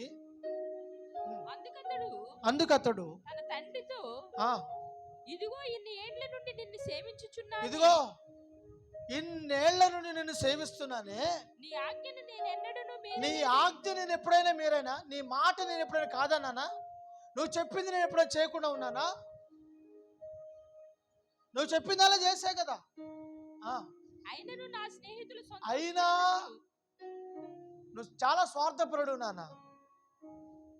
ఎప్పుడైనా నా స్నేహితులతో కలిసి సంతోషంగా విందు చేసుకునేటట్లు నువ్వు చేసావా?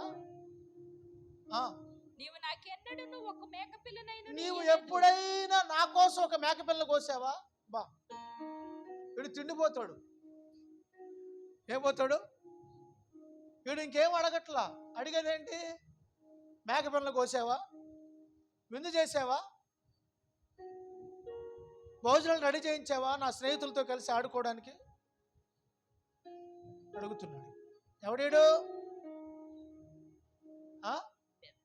పెద్ద కొడుకు, ఇంటికి పెద్ద కొడుకు. ఇంటికి పెద్ద కూతుర్లు పెద్ద కొడుకులు తల్లి తండ్రి తర్వాత బాధ్యతలు కలిగి ఉండాలి. ఏం కలిగి ఉండాలి? బాధ్యత. ఇంటికి పెద్ద కూతురు పెద్ద కొడుకు బాధ్యత కలిగి ఉండాలి. తల్లి తర్వాత వాళ్ళే తల్లి, తండ్రి తర్వాత వాళ్ళే తండ్రి. ఒక బాధ్యతాయుతంగా అన్ని విషయాల్లో ప్రవర్తించాలి. పట్టినట్టు ఉండకూడదు. చిన్నవాళ్ళు తప్పు చేస్తే ఒక దెబ్బేసి వాళ్ళు సరి చేయాలి. కానీ వాళ్ళే తప్పు చేస్తే, వాళ్ళే మాట్లాడకూడని మాటలు మాట్లాడితే, వాళ్ళే వ్యతిరేకంగా ప్రవర్తిస్తే, ఇక్కడ జరుగుతున్న సిచ్యువేషన్ అదే. ఈ కొడుకు పెద్దోడు, ఎప్పుడైనా నాకు మేకపిల్లని కోసావా, నాకు ఎప్పుడైనా ఫంక్షన్ చేసావా అడుగుతుంటే ఆ తండ్రి అన్నాడు, చూడండి అయితే నీ ఆస్తిని వేశ్యలతో తినేసి, అదిగో ఇందాక చెప్పాను కదా, వేశ్యలతో తినేసి పాడు చేసేసాడు. ఇదిగో నీ చిన్న కొడుకు సామాన్యుడు అనుకున్నావా? నీ కొడుకు మీద నీకు ఎందుకంత ప్రేమ? నీ చిన్న కొడుకు ఆస్తి అంతా తీసుకెళ్ళి తగలబెట్టి పాడు చేసి వేశ్యలతో సాంగత్యం చేశాడు. చదవండి. రాగానే వీని కొరకు క్రొవ్విన దూడను వధించితివని చెప్పెను. వేశ్యలతో సాంగత్యం చేసి పాడు చేశారని చిన్న కొడుకు తిరిగి రాగానే నువ్వేం చేస్తున్నావు? అతని కోసం చదవండి. క్రొవ్విన దూడను వధించి చెప్పిన అందుకతడు, విందు చేస్తున్నావు. కుమారుడా, నీవెల్లప్పుడూ నాతో కూడా ఉన్నావు. తండ్రి అన్నాడు, అట్ట అనకు నాన్న, తప్పు నాన్న. వాడు తప్పు చేసిన మాట వాస్తవమే, నిజమే, వాడు తప్పు చేశాడు రా, కాదంటలా. వాడు తప్పు తెలుసుకున్నాడుగా, తిరిగి వచ్చాడుగా, ఇంకెప్పుడు అలా చేయడుగా. అయినా పోనీ నీ ఆస్తి అడిగాడు ఇప్పుడు వచ్చి, నీ భయం ఏంటి? నీకు రావాల్సిన వాట అడుగుతాడైనా? అడగడురా. వాడిని నీ తమ్ముడును చేర్చుకోవాలి అని తండ్రి బొచ్చగించి తెలియచేస్తున్నాడు. అయినా నువ్వేంటి అట్లా మాట్లాడుతున్నావు? పెద్దోడివి, నా మనసు ఎరిగినాడు అనుకున్నాను, నాలా ఉంటావు అనుకున్నాను, ఎదుగొచ్చిన తర్వాత నాకు చేయూతగా ఉంటాను అనుకున్నావు. నువ్వేంటి అలా మాట్లాడుతున్నావు? నావన్నీ నీవి కాదా? నావన్నీ నీవి కాదా? నావన్నీ నీవి. అయినా నేను కోసేవాడు వెంటే నువ్వు కోసుకోవచ్చు కదా, నేను తెచ్చేవాడు వెంటే నువ్వు తెచ్చుకోవచ్చు కదా. అర్థమవుతుందండి? తండ్రి మాట్లాడే విధానం గమనించండి. ఒక మంచి బాధ్యత కలిగిన తండ్రి ఈ లేఖన భాగంలో మనకు స్పష్టంగా కనబడతాడు. చాలా విషయాలు ఇక్కడ ఉన్నాయి. ఈ ఒక్క అధ్యాయంలో తండ్రి బాధ్యత, కుటుంబ బాధ్యత, కుమారుల బాధ్యత, ఈ కుటుంబ బాంధవ్యాలు, బంధుత్వాలు పెరిగే విధానం, మాట్లాడే విధానం, ఆ యొక్క స్టైలిష్ అంతా కూడా చక్కగా కనబడుతుంది. క్రమశిక్షణ, ఇవన్నీ కూడా ముడిపడి ఉన్నాయి ఆ ఒక్క అధ్యాయంలో. దేవునికి స్తోత్రం. హల్లెలూయా, హల్లెలూయా. ఇద్దరు పిల్లలు గొడవ పడుతుంటే వారిని తండ్రి ఇద్దరిని కూర్చోబెట్టి మాట్లాడి మరలా వాళ్ళని కలపాలి. మంచి తండ్రి చేసే పని అది. ఎక్కడ కూడా జరిగింది అదే. చిన్న కొడుకు వచ్చాడు, పెద్ద కొడుకు గొడవ పెట్టుకున్నాడు. మీకు అర్థమైంది ఆ వాక్యంలో? చిన్న కొడుకు ఇంటికి వచ్చాడు, పెద్ద కొడుకు అది ఇష్టం లేదు, గొడవ పెట్టుకున్నాడు. తండ్రి మాట్లాడి పెద్ద కొడుకుతో మాట్లాడి కూర్చోబెట్టి మాట్లాడి ఇద్దరిని కలిపాడు. ఇద్దరికి సరైన సమాధానంగా చెప్పాడు. ఆ జ్ఞానం తండ్రికి ఉండాలి. అర్థమవుతుందండి? చాలామంది తండ్రులకి పిల్లలను కలిపే జ్ఞానం తండ్రులకు లేదు. పైపొచ్చి నిందలు వేస్తారు. ఆడట్ట, ఈడట్ట, ఆడు బుద్ధిట్ట, ఈడు బుద్ధిట్ట. ఒక తండ్రిగా, ఒక తల్లిగా నీ బుద్ధి మంచిదైతే అటు చక్కదిద్దాలి, ఇటు చక్కదిద్దాలి. వాళ్ళకి చెప్పాల్సిన మాటలు వాళ్ళకి చెప్పాలి, వీళ్ళకి చెప్పాల్సిన మాటలు వీళ్ళకి చెప్పి ఇద్దరి మధ్యలో గొడవ పెట్టకూడదు. ఇద్దరి మధ్యలో సమాధానం తేవాలి. అదే తల్లి తండ్రి బాధ్యత. ఇద్దరి మధ్యలో ఏం తేవాలి? సమాధానం. పెద్దోడికి చెప్పాలి, రే నువ్వు పెద్దదానివి, నువ్వు పెద్దోడివి, అర్థం చేసుకో, వాడు తప్పు చేశాడు అనుకో, ఆయన క్షమించు, బయటోడు కాదుగా, నీ తమ్ముడేగా, నీ చెల్లేగా అని చెప్పాలి. వాళ్ళ దగ్గరికి వెళ్ళి చెప్పాల్సిన, ఏంది నువ్వు చేసిన తప్పు కదా, నేనంటే అంత అక్కేగా, ఒక మాట అంటే తప్పేముంది, నిన్ను బయటోళ్ళు వచ్చి అన్నారు, నిన్ను నీ సొంత అక్కేగా, నీ తోడ పుట్టిందేగా అనే అధికారం లేదా ఆమెకి? ఉంది అని ఇటు ఈ చిన్నవాడికి చెప్పాలి. నీ సొంత అన్నే అంది, బయటోడు అంది, నీ సొంత అన్నే కదా నిన్ను అంది, మాట అంది, అనే హక్కు వాడికి లేదా? ఉంది అని వాడికి కూడా చెప్పి, అటు చెప్పి ఇటు చెప్పి, ఒక తల్లిగా ఒక తండ్రికి నువ్వేం చేయాలి? వాళ్ళిద్దరిని మళ్ళా ఒక వారధిలాగా ఒక అయస్కాంతం లాగా వాళ్ళని మరలా కలపాలి. కొంతమంది తల్లిదండ్రులు అలా చేయరు. అటు చెప్పాల్సిన మాటలు అటు చెప్పి, ఇటు చెప్పాల్సిన మాటలు ఇటు చెప్పి, ఇద్దరి మధ్యలో పెద్ద గొడవ తీసుకొచ్చేసి, ఇద్దరి మధ్యలో వేరుబాటు తీసుకొచ్చేసి, ఇద్దరి మధ్యలో శత్రుత్వం పెంచేసి, అబ్బో ఇక ఇద్దరు ఎదురు పడితే చంపుకునే అంత కోపం, ఈర్ష్య, ద్వేషం, అసూయ, పగ నింపేస్తారు తల్లిదండ్రులు కొంతమంది. ఈ తండ్రి అలా లేడు. మీరు చూస్తున్న ఈ తండ్రి అలా లేడు. ఏం చెప్పాడో బతిమలాడుకున్నాడంట తండ్రి, పెద్ద కొడుకుతో బతిమలాడుకున్నాడంట. ఏంట్రా ఆడుతో నీకు మాటలు ఏంటంట అడేంటంట, వెళ్ళిపోతే పొమ్మను అన్లా. తండ్రి బయటకు వచ్చాడు. తండ్రి బయటకు వచ్చి పెద్ద కుమారుడితో సామరస్యంగా మాట్లాడుతున్నాడు, సంధి సమకూరుస్తున్నాడు, సమాధానం సమకూరుస్తున్నాడు. చెప్పాల్సిన రీతిలో చెప్పాడు. చిన్న కుమారుని పెద్ద కుమారుని తిరిగి కలిపాడు. దేవునికి స్తోత్రం. హల్లెలూయా, హల్లెలూయా, హల్లెలూయా. పిల్లల అభివృద్ధికి తండ్రే కారణం. పిల్లలు ఆనందంగా ఉండడానికి తండ్రియే కారణం. అసూయగా అమాయకంగా ఉండకూడదు తండ్రులు. చివరికి ఒక మాట చెప్పి నేను ముగించేస్తాను.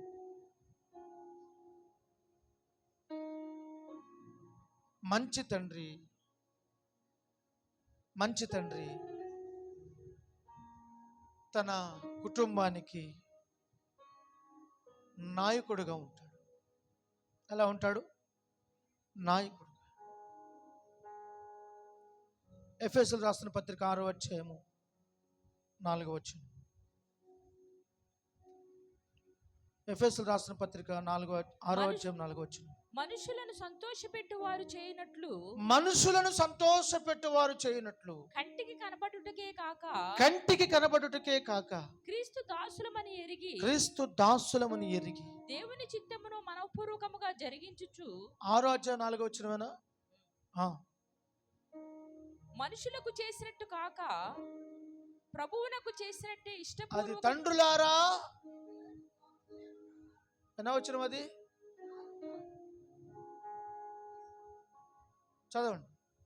తండ్రులారా, మీ పిల్లలకు కోపము రేపక ప్రభు యొక్క ఏ మాట్లాడాడండి, లోకం యొక్క శిక్షణలో అని రాయబడలేదు దేవుని వాక్యం. ఈరోజు అనేక మంది తండ్రులు వారి పిల్లల్ని లోకం యొక్క శిక్షణలో డాన్సులు ఎలా వేయాలి, డీజేలు పెట్టుకుని ఎలా ఎగరాలి, సినిమా పాటలు ఎలా పాడాలి, దొందార్థాలు వచ్చే సినిమా పాటలు, బూతు పాటలు, అర్థమైందండి? ఎలా ఎగరాలి, ఎలా పాడాలి, ఎలా చిందులేయాలి, ఎలా తాగాలి, సిగరెట్ తాగినప్పుడు పొగలు ఎలా రావాలి, అర్థమైందా? పిల్లల ముందు సినిమాలు పెట్టుకొని ఎలాంటి సినిమాలు చూడాలో వాళ్ళకి నేర్పిస్తున్నారు. అందుకే పిల్లలు కళ్ళ ముందు పాడైపోతున్నారు, పిల్లల కళ్ళ ముందు చెడిపోతున్నారు. వీళ్ళు సెల్ ఫోన్లో రకరకాల చెత్త చూస్తారా, ఆ చెత్త అంతా చూసి దాన్ని అన్ని క్లియర్ చేసి ఫోన్ అక్కడ పెడతారు. చూడండి, జరిగే చెప్తున్నారు, ఫోన్ అక్కడ పెడతారు. ఈ పిల్లలు వచ్చి పాఠాలు వచ్చినాయనో వాట్సాప్లో స్కూల్లో ఏదో వచ్చిందనో ఓపెన్ చేస్తారు. ఓపెన్ చేయగానే నువ్వు చెత్త చూసావుగా, క్లోజ్ చేసావుగా. ఈ సెల్ ఫోన్ ఏం చేసి తెలిసిన, ఈ కంప్యూటర్ ఏం చేసి తెలిసిన, నువ్వు చూసిన చెత్త అంతా నీకు అదంటే ఇష్టం అని చెప్పి వాటినే పంపిస్తుంది. ఈ పిల్లలు ఎప్పుడైతే ఫోన్ చూడగానే నువ్వు చూసిన చెత్త అంతా వాళ్ళకి కనబడుతుంది, వచ్చేస్తుంది. అందుకనే దేవుని వాక్యం అంటుంది, మరుగైనదేదియు బయలుపరచబడకపోదు, రహస్యమైనదేదియు బయలుపరచబడకపోదు. నువ్వు చూసి దాన్ని దాచిపెట్టి ఉంచలేవు, ఆటోమేటిక్గా అది వచ్చేస్తుంది. అంతెందుకండి, మీరు మొబైల్లో బట్టలు చూడాలని, మీషోలో బట్టలు చూడాలని చెప్పి చూసారనుకోండి, మీ మొబైల్ మీకు అస్తమానం ఏం పంపిస్తుంది? రకరకాల డ్రెస్సులు పంపిస్తుంది. నువ్వు లేనిపోయిన చెత్త చూసావు అనుకోండి, నీ పిల్లలు మొబైల్ పట్టుకొని నీ మొబైల్ ఏమొస్తాయి, చెత్త వస్తుంది. వాళ్ళు కూడా రహస్యంగా వాటిని చూసి పాడైపోతారు. కనుక మీ తండ్రులారా, మీ పిల్లలను కోపము రేపక ఏ శిక్షణలో పెంచాలంట? ప్రభు యొక్క శిక్షణలో పెంచండి. రే ప్రార్థన సరిగా కూర్చో, ఎడగలుగుతున్నావు అని గద్దించాలి తండ్రి. రే బయటికి లోపలికి అస్తమానం తిరుగుతున్నావేంటి అని గద్దించాలి. ప్రభు శిక్షణలో పెంచాలి. ఈరోజు బైబిల్ చదివావా? ఎందుకు చదవాలా? ఈరోజు ప్రార్థన చేసావా అని ప్రభు యొక్క శిక్షణలో వారిని పెంచాలి. మనం అయ్యేందుకు పెంచుతామండి? పొద్దున లేచిన కాడి నుంచి మన వ్యవహారాలు మనకు సరిపోవు, ఇంకా వాళ్ళని చూసుకుంటాం. మనకెన్ని కథలు లేవు, ఎన్ని కథలు ఎన్ని మనం పట్టాల్సిన కథలు ఎన్ని లేవు. రకరకాల కథలు నువ్వు పడతా ఉంటే నీ పిల్లలు కూడా రకరకాల కథలు పడుతుంటారు. అర్థమైందండి? పీత అందంట. పీత తన పిల్లలను చూసి, పుట్టిన పిల్లలను చూసి, నా బతుకంతా వంకర నడత నడిచానే, మీరన్నా తినగా నడవండి అన్నయ్య అంట. ఆ పిల్లలు ఈ కంప్యూటర్ యుగంలో పుట్టిన పిల్లలే కదా అయ్యన్నయ్య అంట. సరే డాడీ, సరే మమ్మీ, ముందు మీరు నడిచి చూపించండి, మేము నడుస్తామని అంట. ముందు మీరు నడిచి చూపించండి, తర్వాత మేము నడుస్తామని అంట. ఈ తల్లి పీత, ఈ తండ్రి పీత ముందుకు 3 అడుగులు లేకపోయి 4 అడుగులు వెనక్కి సైడ్కి వేసేసినాయి అంట. అర్థమైందా? ముందుకు తిన్నగా నడవడం చేతకాక వాటికి ఎప్పుడున్న అలవాటు ఏంటి? పక్కకి వెళ్ళిపోయినంట. అప్పుడు ఈ పిల్ల పీతలు అన్నాయంట తల్లి పీతతోటి, తండ్రి పీతతోటి, ఇదిగో నీకే లేదా నడక, నాకెక్కడి నుంచి వస్తుంది? నీలో ఉన్న రక్తమే కదా మాలో కూడా ఉంది. నీకున్న అలవాట్లే మాకుంటాయి. నువ్వు పక్కకు పోయినట్లే మేము కూడా పక్కకు పోతాం, పక్కతో వాళ్ళు తొక్కుతాం, పక్కదారులతో నడుస్తాం. అర్థమైందండి? పక్క చూపులు చూస్తాం. నువ్వు పక్క చూపులు చూసావు కనుక మేము కూడా పక్క చూపులు చూస్తాం. నువ్వు పక్కదారికి వెళ్ళావు కనుక మేము పక్కదారి పడతాం. మాకు కూడా వంకర నడితే వచ్చినాయి అని అంట. ఇంకా తండ్రులారా, మీ పిల్లలకు కోపం రేపక వారిని ఏ శిక్షణలో పెంచాలి? ప్రభు యొక్క శిక్షణలో పెంచండి. ప్రభు యొక్క శిక్షణలోను బోధలో వారిని పెంచాలి. ఎందుకు ఈ బాధ? ఎందుకు మాకు ఈ బాధ అంటే, ఈ బోధ మీకు ఎక్కడం కోసం, మీ బతుకులు బాగుపడడం కోసం. అర్థమవుతుందండి? మేము గొంతు చించుకొని అరిసేది ఎందుకంటే, గొంతు చించుకొని మీకు బోధించేది ఎందుకంటే, మా గొంతులు పెగిలేకపోయేలాగా మీకు బోధించేది ఎందుకు తెలిసిన? మీరు ప్రభు బోధలో ఎదగాలి. హల్లెలూయా! ప్రభు యొక్క బోధలో ఎదగాలి, ప్రభు యొక్క శిక్షణలో ఎదగాలి. మంచి తండ్రి నాయకుని వలె వారి పిల్లలను ఒక మంచి స్థితికి వారిని తీసుకొస్తాడు. నాయకుడు తన పిల్లలను, తన యొక్క సంతతిని మంచి స్థితికి తీసుకొని వస్తాడు. చూడండి, యోబు తన పిల్లల కొరకు అనుదినము ప్రార్థించాడు.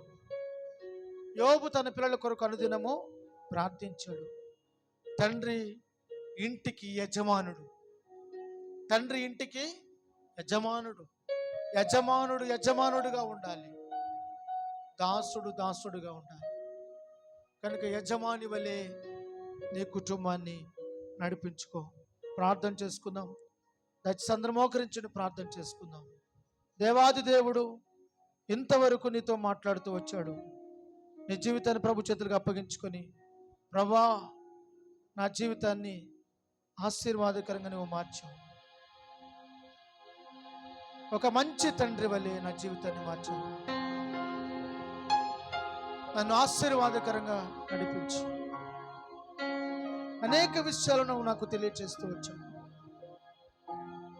ఒక మంచి తండ్రి వలె, ఒక ఆత్మీయ తండ్రి వలె, ఒక బోధకుని వలె,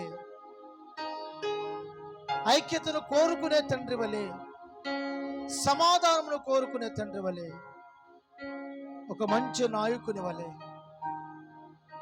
ఒక మాదిరికరమైన తండ్రి వలె నన్ను జీవింపచేయి ప్రభువా. ఒక ప్రేమించే తండ్రి వలె, జీవ మార్గము నడిపించే తండ్రి వలె నా జీవితాన్ని నడిపించమని ప్రార్థన చేసుకుందాం. దేవుని సేవకులు మీ కొరకు ప్రార్థన చేస్తున్నాం.